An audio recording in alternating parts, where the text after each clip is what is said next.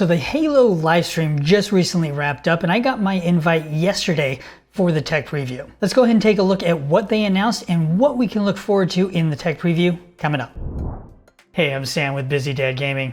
I help busy dads figure out what games to play on Xbox and PC so they can relax and go back to their families recharged. Now that we've had an announcement of what is actually going to be in that tech preview and when it's going to be, let's go ahead and dive into what they announced and what we can actually look forward to in this tech preview. So let's go ahead and dive right into the tech preview details. So the first thing we're going to be looking at is this build is almost 2 months old. So it's not going to be the latest and greatest from what they're working on internally, but it is going to help stress test their backend systems. Now, as I was going through the live stream, one of the things that caught my eye was that the PC version had a ton of settings, and I'm sure this can be attributed to the MCC and a lot of the stuff that they've been doing on that side of the fence. Another thing to keep in mind here is that split screen will not be supported in this tech preview, and that a majority of the games will actually be against bots, but there is a possibility that towards the end of the tech preview there should be some more potential PvP, so we'll actually see if that happens or not. Now, as far as the time frame for the technical preview, you're going to be looking from the 29th through Monday the 2nd. Now, they do have on Friday, Saturday, and Sunday specific times that they have scheduled play times. I don't know if you can play outside of those times or not, but those are the specific times that they have given us. So definitely looking forward to this weekend and playing a lot of this, but let's take a look at what some of the other areas of the technical preview were announced during that live stream. Now, the first area I wanted to jump into from a player progression and customization standpoint is that 343 is taking a player first approach. And what this does is it really starts to get rid of the overall FOMO that people have, especially when it's geared towards the battle pass. And for me personally, I absolutely love the thinking that's going into this, primarily from how they're approaching it, where they're getting the community involved, they're asking people what they want, they're taking that feedback and that criticism to heart, and they're actually taking it and applying it. So those are awesome to see, especially from a player first model. They're also looking at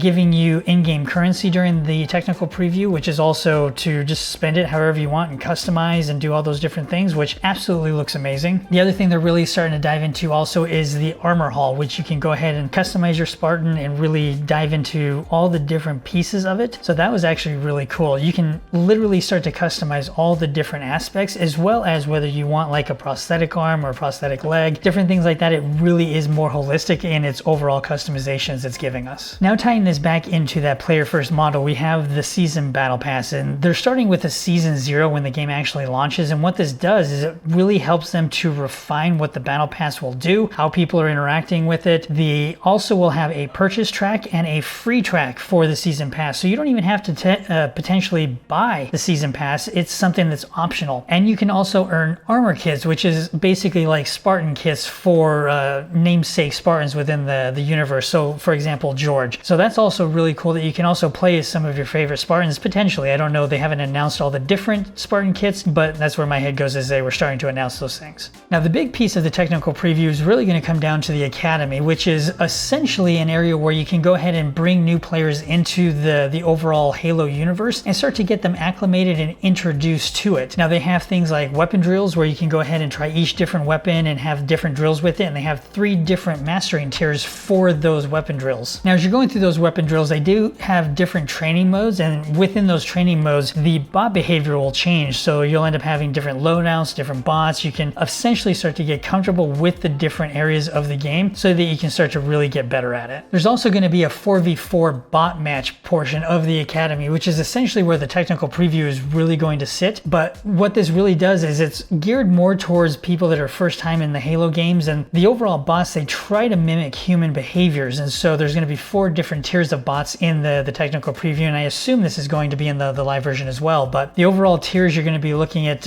Rookie, Marine, ODST, and Spartan. And each level of those bots is specific to, like, Marine is going to be more geared towards like a silver level player. ODST is more towards a gold, and Spartan is more towards a platinum level player. So in the technical preview, you're going to be playing against these various bots of varying levels, and you're going to be looking at, as the technical preview progresses over the weekend, those bot levels are going to start to increase. So it'll be interesting to see how people interact with that. And you're also going to be looking at 3 different maps. First is going to be Live Fire, followed by Recharge, and then lastly Bazaar. So all of these different things are going to be rolled out progressively over the time of the weekend, and I'm really curious to see how the overall community starts to interact with these maps, the bots, and just the overall sandbox in general. Now, a couple quick things to keep in mind when it comes to this technical preview, and the first thing to keep in mind is that it's a tech preview. There's going to be rough edges. They went ahead and mentioned that this is a 2-month-old build, and so you're going to run into bugs, you're going to run into performance issues, you're going to run into ping issues. There's going to be those rough edges, so patience is going to be a necessity, especially when you're testing this thing out. Another key piece to really keep in mind is this is, again, a tech preview, and it is one of those things to where if you're actually testing, test it, not just play the game. And this is something I think that ends up getting really confused between the different like alphas and betas and different things like that. People just want to get into the game to play the game, and instead come at it from a different perspective where you're approaching the game to test it to make it the best that it can be in addition to playing it. So those are some of the things to keep in mind. Also, make sure to voice what you like, what you don't like, and actually provide constructive criticism. Don't just sit there and complain the whole time. Provide ways to make the game better so that 343 can actually take that feedback and implement it. I'm really looking forward to diving into this technical preview. Make sure to check out the recommended video for you next, and I'll see you out there.